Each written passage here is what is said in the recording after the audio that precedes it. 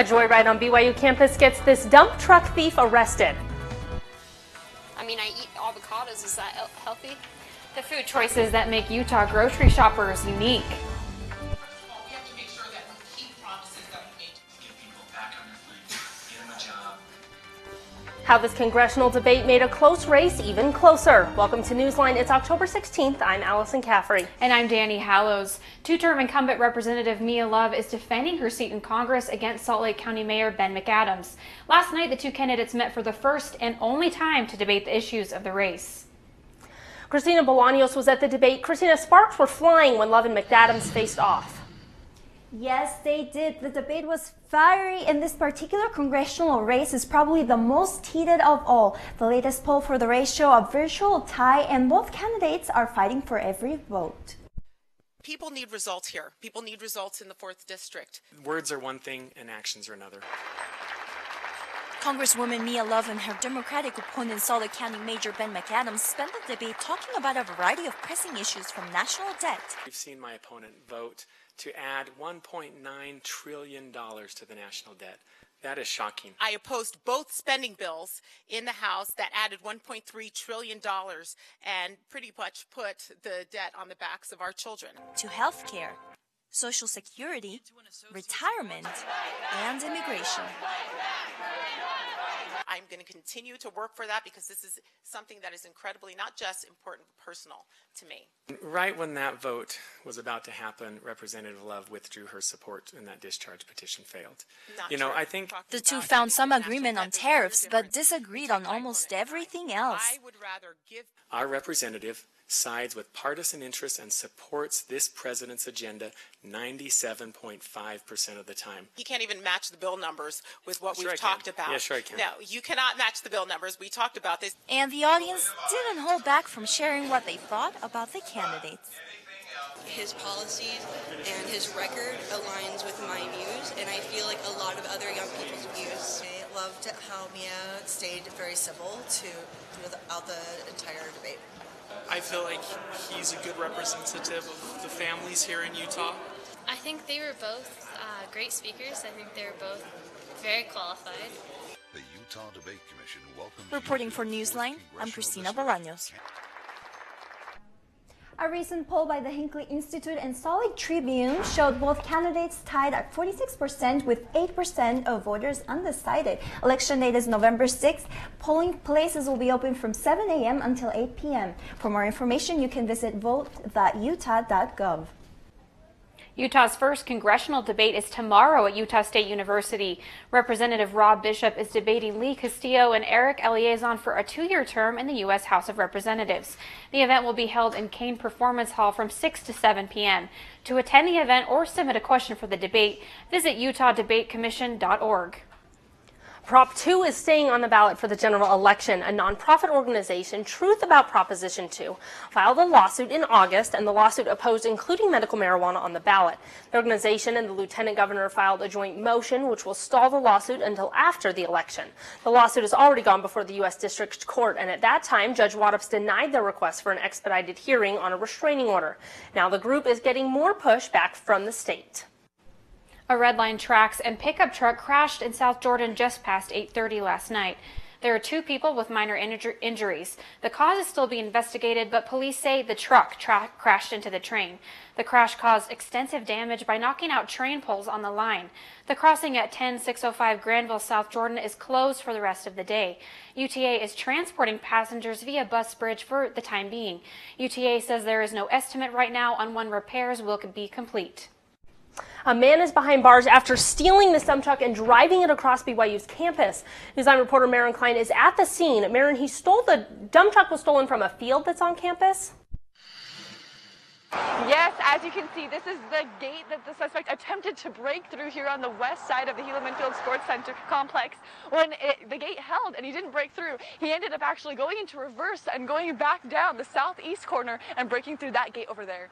Guns drawn to get this guy out. Our officers were called to respond on a suspicious incident down at the track down by Helaman Halls. Sunday night at about 10 p.m., someone hopped the fence and stole a light-duty dump truck owned by the BYU Grounds Department. They were ramming into the west gate of the field. When they responded, the vehicle was no longer there, and it had gone out through another gate. Oh my gosh. The suspect drove the dump truck around BYU, on Freedom Avenue, and through the Marriott Center, all while being pursued by the police in a low-speed chase. The dump truck continued on for quite a while at a very slow speed, 20 to 30 miles an hour. It made its way back to Helaman Halls and entered a construction area. There's another gate at the end of the construction area, so the officer positioned his vehicle in a way that the person could get him around him, but would see him and hopefully stop. He didn't, and hit into the vehicle. He exited the construction vehicle, traveled on University Parkway, and pulled in by the baseball stadium ticket office. He gave up and was arrested. He was identified as 20-year-old Brandon Lee Carley. He has no affiliation with Brigham Young University. Trying to make sure we don't give people opportunities, and make it easy for them to cause problems or steal things. Carley was arrested early Monday morning and was booked into the Utah County Jail on account of 6 charges, including assault of a police officer and auto theft. Reporting for Newsline, I'm Maren Klein. Back to you. A new report shows that nearly 1 in 5 Utah students have thought about death by suicide. The Utah Department of Health reported that there were increases among teenagers who say they feel sad or helpless, have ideas of suicide, make plans to commit suicide, and actually attempt suicide. This year, Granite School District has already seen 2 suicides this year. An app called Safe Utah is trying to change these statistics. The app is designed to help teens who struggle with their mental health. You can download the app on Apple or Android phones. Governor Gary Herbert declared a state of emergency here in Utah because of the extreme drought conditions we're facing. Herbert says that this is because the last winter's snowpack melted earlier than usual, which caused a shortage in the water. Counties including Box Elder, Carbon Emery, Grand, San Juan, and Wayne are in local states of emergency because of that extreme drought. The drought increases threats of wildfires and it negatively affects farming and cattle production. Herbert is putting a government aid and relief plan into action to help Utah. The United States Census Bureau just released a new report on how Americans spend their money grocery shopping. Madeline Rever visited several grocery stores. Madeline, how do grocery store habits differ in Utah? Well, in this Diet Coke crazed state, our top grocery items are far from expected. Every 5 years, the U.S. Census Bureau conducts what's called the economic census. The census finds trends in food consumption, such as fast food and groceries. For Utah, candy, soda, prepackaged snacks, and sandwich items surprisingly account for only 3.4% of consumption, a bit below the national average. Some of our top items include seafood, meat, and frozen prepackaged meals. All of these far exceed the national average by over 2%. Yeah, I usually eat taquitos or pizza rolls. I do eat a lot of frozen foods, such as vegetables that are frozen but not frozen meals, no. Although these might not be the healthiest of food choices, many families find it easy and convenient to cook this way. Utah has the youngest population in the entire country and also the highest birth rates, contributing to the largest family population. This may contribute to the cheap, fast, and convenient food consumption here. Utah spends more than 8% on produce, but it still ranks lower than the national average at 9.2%. I mean, I eat avocados. Is that healthy? Utah's highest grocery sales do not come from food, but from making purchases at the pharmacy. Utah prescription drug and pharmaceuticals top at 6.2%, the national average, 4%. The Center for Disease Control ranked Utah as number 7 for prescription drug overdoses. This may contribute to the high prescription drug purchases. Despite all these stats, Utah is considered the healthiest state according to the World Population Review. Back to you. Thanks, Madeline. A new edition of BYU's local newspaper is on stands now. Editor-in-Chief of the Universe, Camille Baker, joins us. There's a story this week about a hiker who's 85 years old. Yeah, so Reed Miller is working on preserving a big part of his youth and a Utah legacy. When he was young, he participated in a pre-hike program at Mount Timpanogos. The program was held for 2 days every summer. It began with a bonfire and a performance of the story of Utana and the Red Eagle. The next morning, hikers could then hike Mount Timpanogos. Miller was hired 6 times to carry 2,000 badges to hikers who made it to the top. Now he hopes to restore this tradition. He held a meeting yesterday in support of the annual Timpanogos Hike Restoration Project, which began in March. And its objective is to bring back the pre-hike program and restore the stage where they held the performances. What a project! There's another story about a BYU legend who unfortunately passed away, Paul James. Yeah, so Paul James passed away on October 6th at the age of 87. Paul James was a BYU sportscaster for several years and was known as the voice of the Cougars. For years of his career, radio was the main way to find out about the game, so fans couldn't make it to the game. They would hear about it from Paul James. He later went on to work for KSL TV and radio. We are sad to lose such a legend, but thank you for joining us today. You're welcome. President Trump visits Florida to see the hurricane damage firsthand. Stay with us and see the aftermath of the hurricane. No, this is weird. These cookies may look harmless, but they've got a strange surprise inside. Find out why they call these cremation cookies next. The Provo Library welcomed some very impressive guests last night. Find out who they were and why they were so popular. I don't remember how it started. Our back and forth. It always came back. Dad! You probably don't remember what you told me. That was perfect. But I heard every word.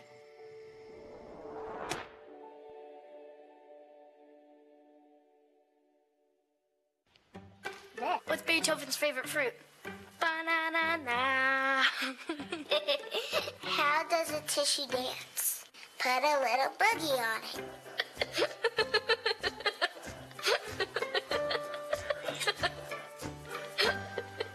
Hey, Bobo, do trees tell each other stories? I'm sorry. I'm afraid I don't know that. Hey, why don't we go find out? Listen.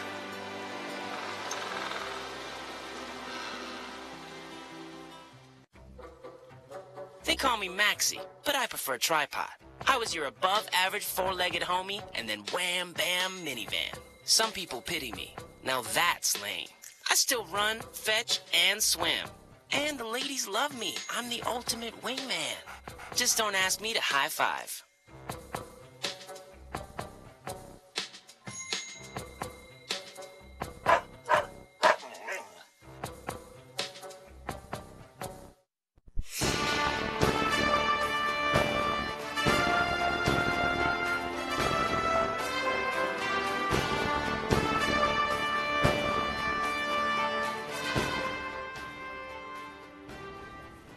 President Trump visits some of the devastation left behind in Florida and Georgia after Hurricane Michael, as tens of thousands of businesses and homes are still waiting to get their power restored. Camilla Bernal is in Panama City with more.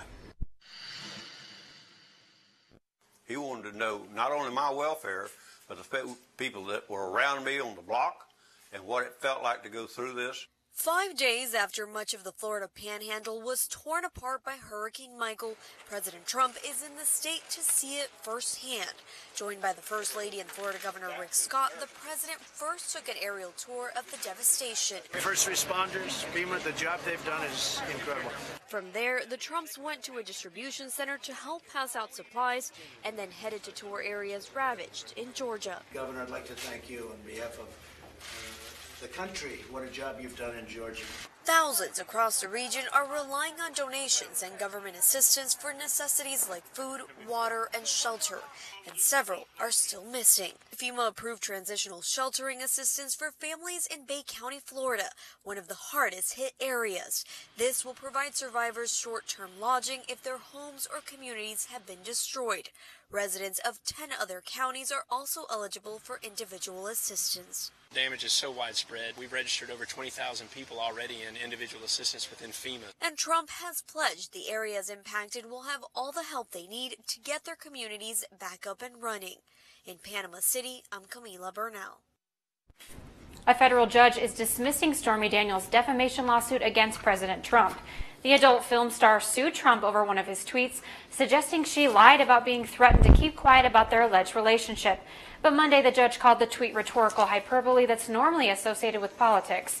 The judge also said Daniels has to pay Trump's attorney's fees. We're working very close with Saudi Arabia and with Turkey, and they're working together to figure out what happened.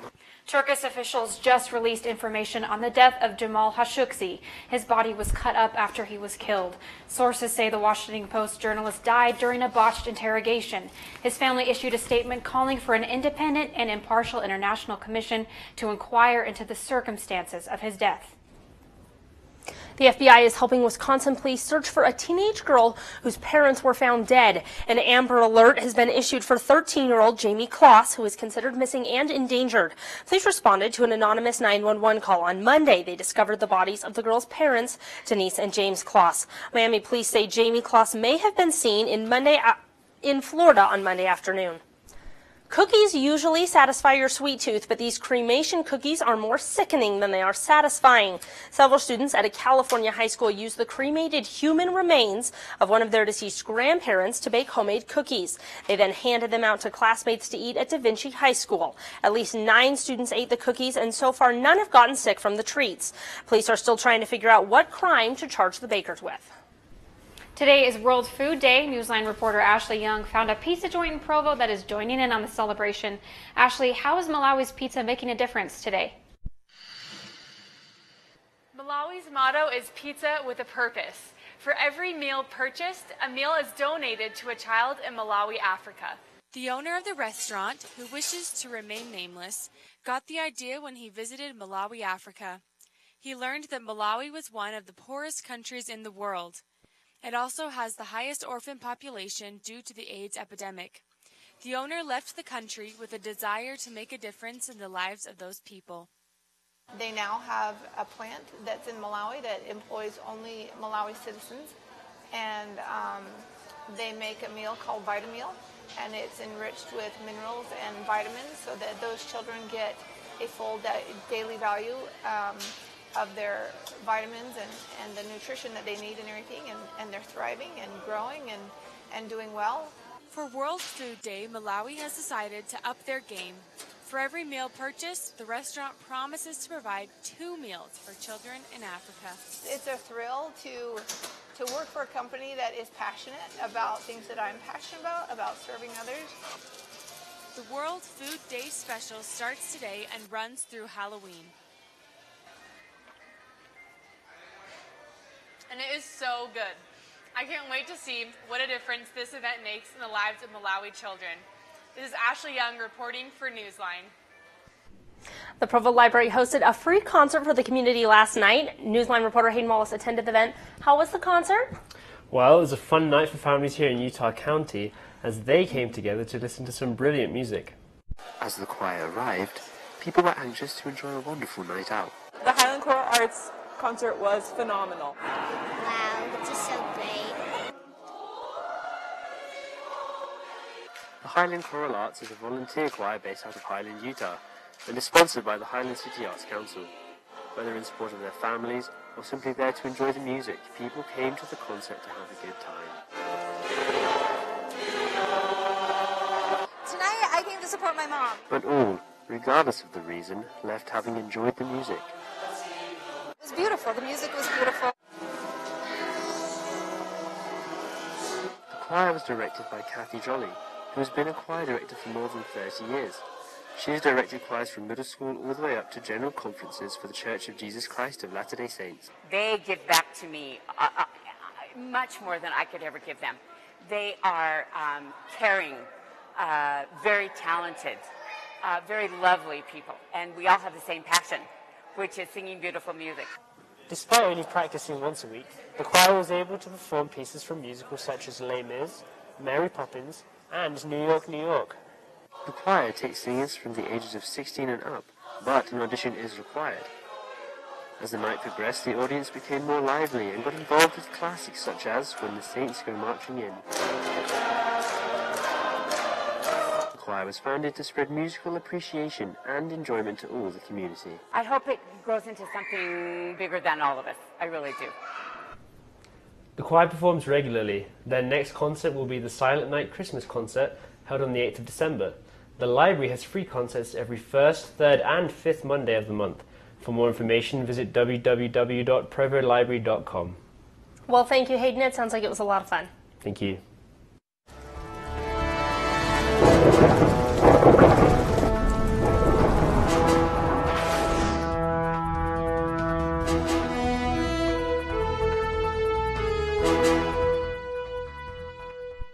Emergency officials are telling people in Central Texas to move to higher ground today as the water levels rise on this river. Taking a look here, what was once a bridge well above water now being broken and swept away by the raging current. Heavy rain triggered the major flooding, and those within a quarter mile of the river have been asked to evacuate. And here in the state of Utah, things are looking clear and sunny. This is a look at our neighbors over in Payson. But don't let that sun fool you. We do have a cold front moving in, so taking a look at our lows across the state, our highs, excuse me, still looking pretty low at 60, 50, and 59, so 50 to about 60 degrees. St. George, of course, always nice and warm, about 70 degrees. And then the Utah lows. We're seeing 31, 41, 36 in Provo, so we are seeing below freezing temperatures across the state. So, like I said, even though the skies are clear, we're still pretty chilly outside, so be sure to grab your coat. And the 5-day forecast for St. George, a potential for some storms today, but nothing too scary. We've got Tuesday and Wednesday with some clouds, and then it's nice and sunny throughout the rest of the week. Looking at our 5-day forecast for northern Utah, it is nice and cloudy Wednesday and Thursday, but again, sunny for Friday and Saturday. So I think it actually is considered perfect fall weather. Just make sure you're bundled up. Yeah, the fall is just running away from us, but winter is on its way, I think. You'll just have to keep your blood pumping. Get it going. Yeah. With some sports, perhaps? That's right. That's right. BYU's cross-country teams finished strong this past weekend. The teams have done well all season and continue to do well and are one step closer to nationals, one way or another. The Jazz start their season tomorrow. We'll tell you which games to watch for and how they are looking for the season.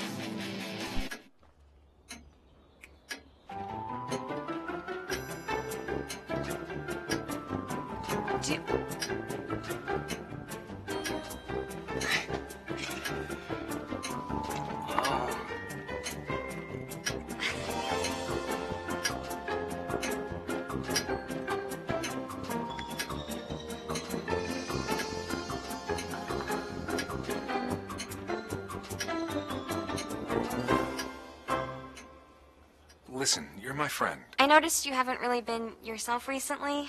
Yeah, I feel like something's up. How are you? Are you okay? Is there anything you want to talk about? I just want to know how you're feeling. And listen, even if you don't know what to say, I'm here to talk. No matter what you're going through, I just want you to know I'm here.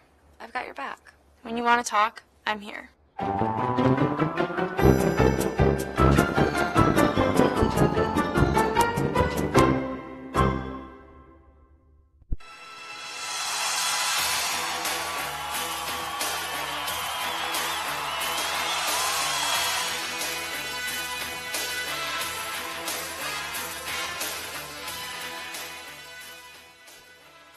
BYU men's cross country took first and women's took fourth in the Wisconsin Pre-National Invitational. There are two ways for a team to make it to the cross country national championship: win their own conference championship or secure enough points during the season to get to go anyways. The men's team took first place in the 8K race with only a 9-second gap between their first and fifth runner. The women's team also finished strong in the 6K race, taking fourth and placing them ahead of 6 other top 25 teams. The teams will race again on the 27th for the West Coast Conference Championship. After BYU's game against Hawaii, fans discussed Zach Wilson and how he impacted the team. What many didn't realize is more than the position of quarterback was changed. Matt Hadley, a super senior, got the chance to play running back and scored his first touchdown since high school. This was his first real opportunity to play on the offense, and he led the team in rushing against Hawaii with 91 yards. Lopini Kotoa, a redshirt freshman, also did great with 83 yards and the first touchdown of the game. Utah Jazz open their season tomorrow against the Sacramento Kings. Notable games include a home game against the Golden State Warriors this weekend, an away game against the Houston Rockets next week, then 2 home games in early November against the Toronto Raptors and Boston Celtics. Jazz looked good this season, being placed 5th in ESPN's NBA Power Rankings just yesterday. One predictor even said he saw the Jazz and Raptors facing off in the finals. But let's not get ahead of ourselves. Their first game of the season is tomorrow night at 8 p.m. in Sacramento against the Kings. LSU will have to pay a $100,000 fine for letting its football fans storm the field on Saturday. Here you can see the fans hopping the barriers and rushing past the security at the game. The SEC announced the fine yesterday, 2 days after the LSU Tigers upset the Georgia Bulldogs at home. Though LSU president says the university didn't have much of a choice, saying students were being smothered by the crowd. as he gets it quickly to Montgomery, who gets to the corner. Green Bay Packers win against the San Francisco 49ers 33-30. With 15 seconds left on the clock, the Packers were at the 50-yard line. Aaron Rodgers, quarterback for the Packers, passed to Equanimeous St. Brown for 19 yards. 11 seconds left, passed to Devontae Adams for 19 yards. Then with 6 seconds left, there was an incomplete pass. 3 seconds left, Mason Crosby drills the 27-yard field goal to win the game. Both teams face off against the Rams next, the 49ers this Sunday, and the Packers, following a bye week, face them on the 28th. We'll be right back. Truth is, I'm impressed. I haven't been asked such intelligent questions in a long time. Nice.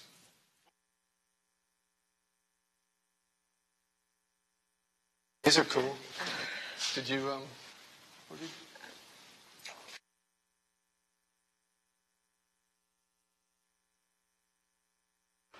What?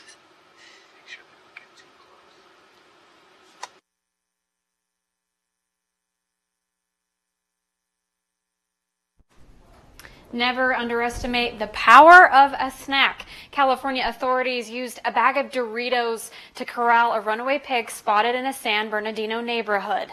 The deputies made a trail out of the chips for the large pig to follow, and lucky for them, he knew they were looking like a snack. I guess I'm not the only one who would follow a trail of Doritos. Okay, that's a huge pig. That is not a little guy. He needed some food. He was hungry. That's a big one. I've actually moved pigs before, like half that size, and they're very... They needed the Doritos, a treat everyone loves. Yes. Doritos would get me home. Was it Cool Ranch or nacho cheese, though? That's the question. That's a good question. Yeah. That's Newsline for October 16th, 2018. Thanks for watching. Have a great day.